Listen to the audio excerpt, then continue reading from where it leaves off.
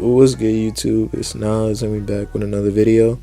Road to 300 subscribers, of course. Gonna keep going every day. But in today's video, we're gonna be talking about one of the best foreign players of all time, and that being Pau Gasol, as you can see by the thumbnail and the title. If I put his name in the title, and Pau Gasol is one of the best power forwards of all time. Like, I made a video about David Robinson yesterday.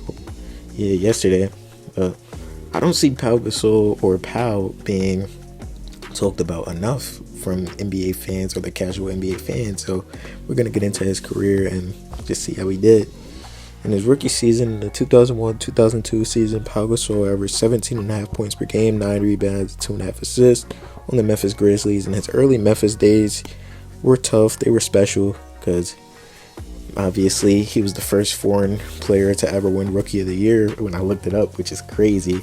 But that makes sense for Pau because Pau was gifted, skilled, and he was dunking on niggas too. So don't sleep on Pau's athleticism too. But he had an all-around post game. He could shoot a little bit of the mid-range, but once he gets to the basket, it's over. There's not really no stopping him there. In the second season, in the 2002-2003 season, he averaged 19 points per game, 9 rebounds, and 2.5 assists. And him still being on the Memphis Grizzlies at this time, so it's not really too much going to change about this because he led this Memphis Grizzlies team.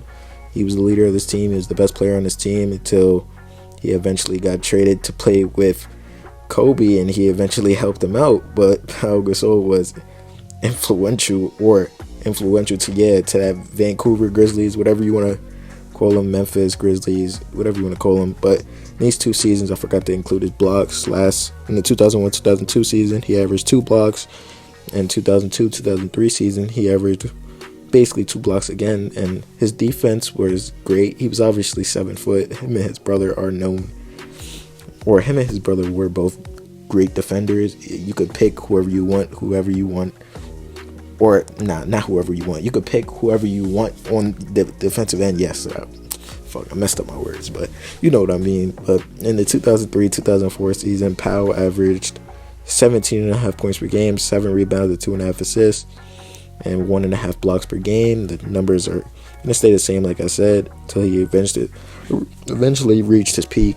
In the 2004-2005 season, Pau averaged 18 points per game, 7.5 rebounds, 2.5 assists, 1.5 blocks per game. Again,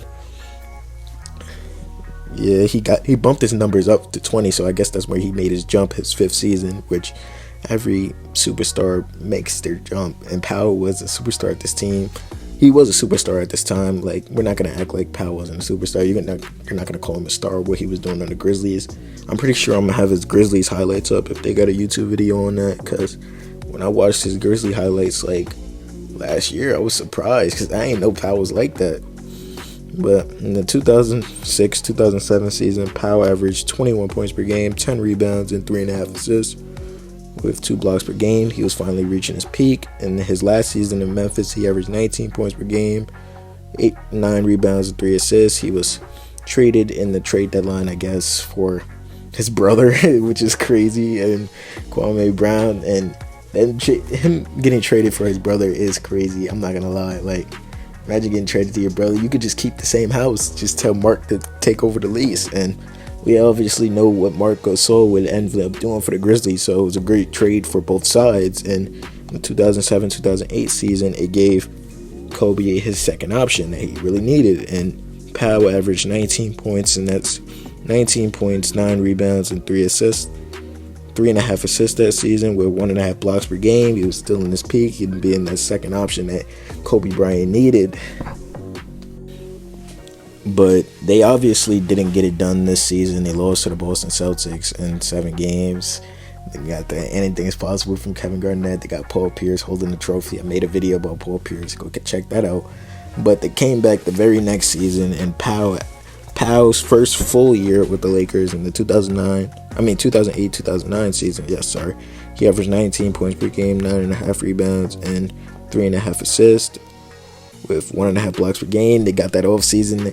Got to have some chemistry with Kobe, which they were missing last season, even though they played well together last season. Don't get me wrong, but having a full off season with your second best player is obviously going to be huge. And it turned out to work wonders, because without Powell, that whole Lakers team wouldn't have functioned as well as it did. And shit, and they played the Orlando Magic that season. They played against a young Dwight Howard, Jameer Nelson, all them boys, and Kobe and Powell got it done. But in the next season, the 2009-2010 season, Powell averaged 18 points per game, 11 rebounds, and 3.5 assists, with 1.5 blocks per game, which I would consider his best season, but going along with stats, his all-around game. But they went back-to-back this season. They played against the Lakers, and Powell got his second ring with Kobe, and him being the second option that Kobe needed turned out to be huge. And in the 2010-2011 season, he averaged 19 points per game, 10 rebounds, and 3.5 assists, 1.5 blocks per game. Him still being an elite player. They lost this season. In the 2011-2012 season, he averaged 17.5 points per game, 10.5 rebounds, and 3.5 assists, with 1.5 blocks per game. They lost to the Thunder this season in 5 games, and this would mark the end. This would basically become the beginning of the end of Powell's time with LA. In the 2013-14 season, his last season at Los Angeles, he averaged 17.5 points per game, 9.5 rebounds, and 3.5 assists, with 1.5 blocks per game. And the numbers were still there at the time. But he would go to Chicago, and he was still an all-star in Chicago, which is crazy. He was still this high-level player, even when he was getting older up. Even when he was starting to age in his career. In the 2014-15 season, he averaged 18.5 points per game, 12 rebounds, and 3 assists, with 2 blocks per game. Him playing with Derrick Rose returning from injury, a young Jimmy Butler who was becoming an all-star. That Bulls team was fun to watch, don't get me wrong. They didn't win anything, but hey, man. But in the 2015-16 season, Powell averaged 16.5 points per game, 11 rebounds, and 4 assists. His playmaking has improved dramatically throughout his career. If you go back in this video, you're going to see that his assist totals keep piling up. So he's becoming a better playmaker. He averaged 2 blocks per the season. He went to San Antonio the very next season, where in the 2016-17 season, he averaged 12.5 points per game, 8 rebounds, and 3 assists. Yeah. With 1 block per game. He was on that Spurs team with Kawhi Leonard and Marcus Aldridge.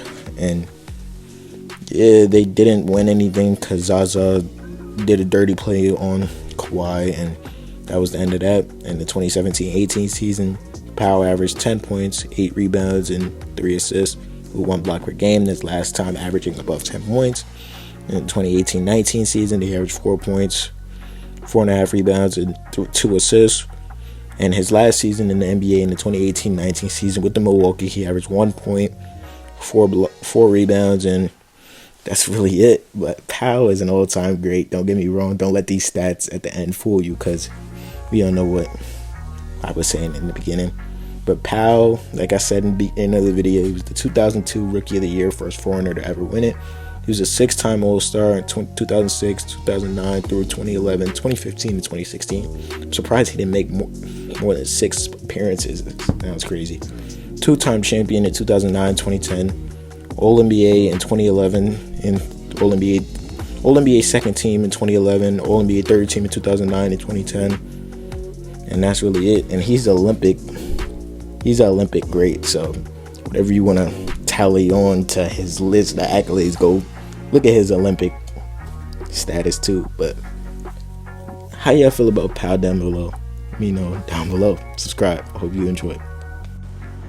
I hope you guys enjoyed this video. If y'all want to see some more, there's a video on the left and the video on the right. Click on them.